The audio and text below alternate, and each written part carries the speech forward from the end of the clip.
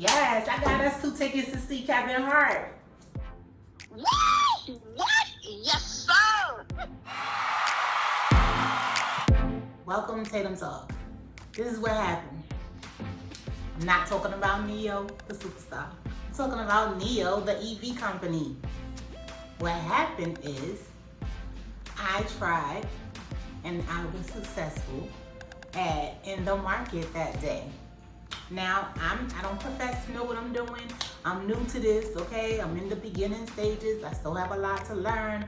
This is not any kind of financial advice. I'm just telling you my experience of what happened to me. So, I have been watching EV, which is electric vehicles. And, I made a video about ChargePoint a couple of months back. Neo is one that I've been playing with also. I bought some.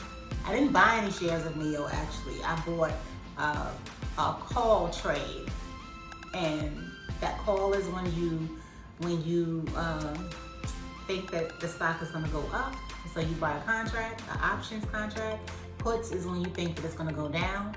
So I bought a call option this day. Now, it was going, I think it was, first of all, let me just say, it never goes straight up. It never goes straight down. It fluctuates, right? It consolidates. It does a little bit of both. It goes a little bit down, then comes a little bit up, a little bit down, a little bit up. And so people that really know what they're doing, they've been watching it. They can go back in the history and they could monitor it and kind of like predict where it's going to go.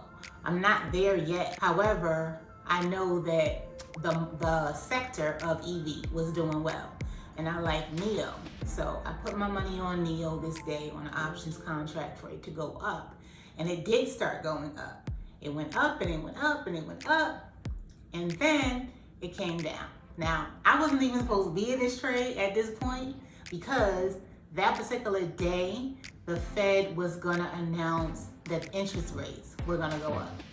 And he was going to make an announcement about interest rates. At the time, we didn't know it was going to go up, but people speculated it wasn't going to be good news. It wound up being 0.75% that it went up, and so it wasn't good news. And they say that you're not supposed to be in a trade on the day that the Fed makes an announcement.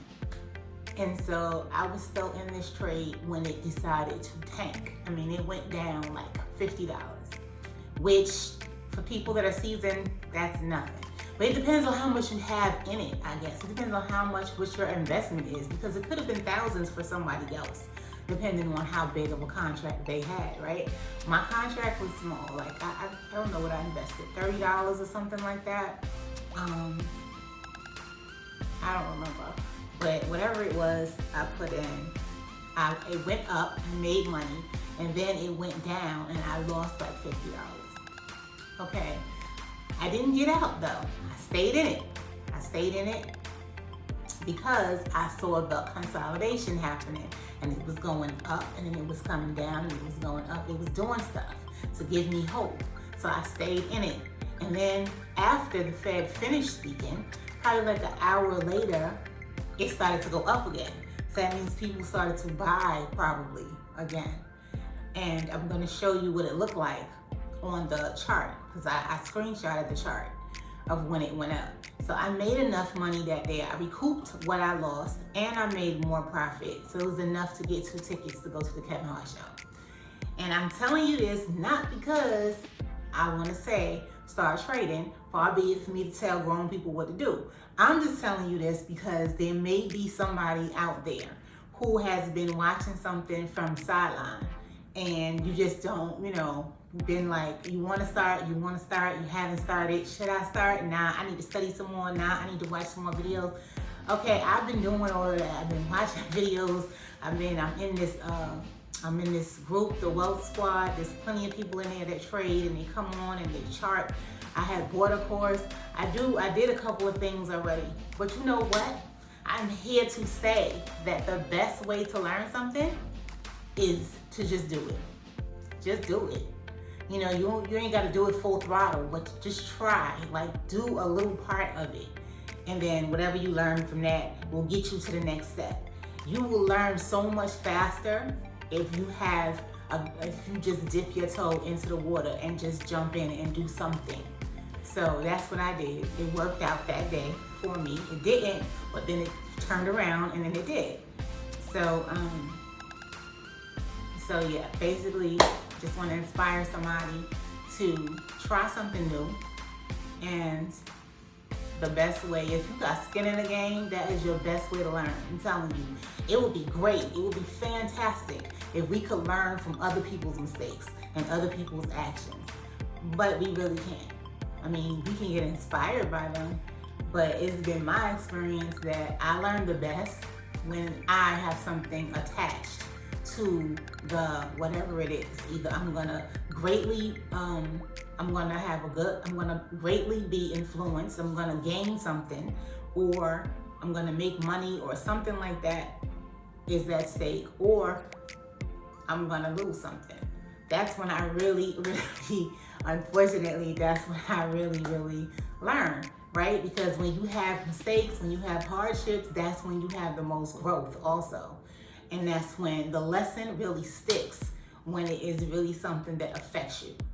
Well, let's get into this chart. I'm gonna show you exactly what I mean. There's nothing like understanding what's going on by having some skin in the game. See, I could never remember before which one of these lines am I supposed to be paying attention to, which one stays stagnant and which one moves. But once I put some money on this trade this day, all of a sudden it becomes clear now, because I'm attached to it. I'm gonna lose some money this day, or I'm gonna make some money this day. So I paid attention and I saw it was the purple line that I need to be watching out for. And so now it's not purple on everybody's chart.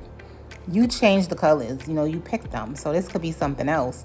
But I could probably watch somebody else's RSI chart, color coded a different way, and still be able to know which line is the line I'm paying attention to. See, this is what RSI means, relative strength index. It's a momentum indicator.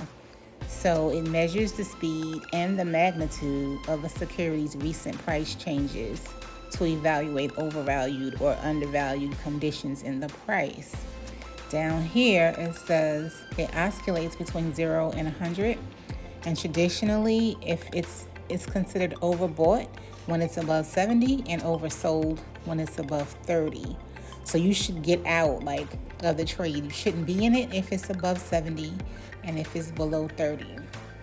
You see, this is this is right below 60. It's like at 50 something. So it's not above 70 and it's not below 30. So it's a good place right now. Now I happen to notice that the purple line went up over the yellow one, which meant the momentum was about to change. So then you follow the other one is the MACD. Forgot what it stands for. I have to look it up. Is moving average convergence divergence, which is another momentum indicator. So the MACD the blue line is about to cross over the red line. And that's how I know this stock is about to go up. It had already been going up throughout the day. You see it's in the green. And you see down here, it shows you the day's range. It started in midway point, and it already went up to 1959. So now it's getting ready to go up again. So on the next screen, see it went up to 5.25%. It went up to 1964. And now if you look at the RSI, it's way up above this yellow. And if you look here at the MACD, this is way up. See, in the other picture, it was just about to cross the red. Here, it peaked way above the red. I know what you're thinking. You're thinking, but it only moved a few cents. We should be happy about some cents. How could you possibly be excited? How could you even have made that much money? I'm about to show you right now in my phone. Okay, I've just searched up NEO. Keep in mind the market is not open. Trade options. Let's just pick a day that it would expire on, September. Okay, so I'm just gonna tap on something. So say this is a contract right here. 77 cents means $77 really. So this is what it is. At the bottom, you'll see the Greeks, right? It may look different on other platforms. I'm on Robinhood. So the delta is what you pay attention to. 0.47. 47 means $47. So for every $1 that it moves up or down, you're gonna make $47 if it goes up $1, or $47 if it goes down $1. But then you also have to pay attention to theta. Theta is, so 0.11 would be, this is a time factor. It would be $11 subtracted from the delta, depending on how much time you held on to the contract, right? So if it's just a quick in and out day trade, it probably won't have that much effect. So let me show you another one. Okay, so if you bought this contract, this is $1.03, will be $103. I just want to click on it. Okay, see, this is 0.56, so that's $56. It moves up or down every time it moves $1. So now, taking this example, if I go back, so let's say earlier in the day it was at $19.51. Then it went up to $19.64. So you could see, if you were looking at it in terms of what it really is, just 13 cents, nothing to really be overly excited about, right? But now that you know that every $1 could potentially be the delta changes. I don't remember what it was this day that I had this contract, but let's just say what I just showed you, it could be $47 for every $1. It could be $56, depending on the contract that you bought and the time that you entered. The woman behind me goes, "Today is such a nice day, it's so beautiful outside." I'm pissed. I'm about to turn around and snap. When I turn around, I'm about to let it go. I see her. This is by far one of the most beautiful women I've ever seen in my fucking life. Instantly, my attitude is gone. My attitude is gone. I had all the time in the world. I said, "It is a nice day. It's so nice outside."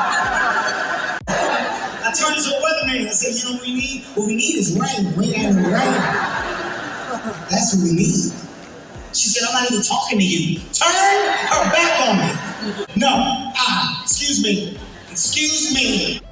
I don't know how that person got a little clip of the show. You really couldn't even have your phone in there. They locked it away in a bag, and you didn't get it back until after the show. I didn't take that clip. I followed the rules, okay? Somebody put that on YouTube. I didn't take a lot. I just took a little snippet just so you could get just a little taste. That's it. That's all I did. I followed the rules.